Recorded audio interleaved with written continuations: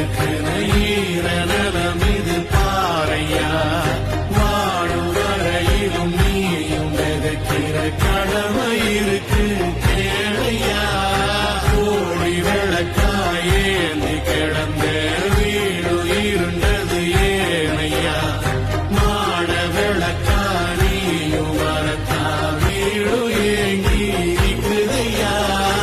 எத்தனை சாமி வந்ததையா இது எந்தெந்த சாமி தந்ததையா எத்தனை பாட்ட சொன்னதையா அத சுத்துற பூமி கண்டதையா அடிச்சு வீசும் காத்திலையும் அந்த தகப்பனாச சுத்துதையா வெளிச்சு பூக்கும்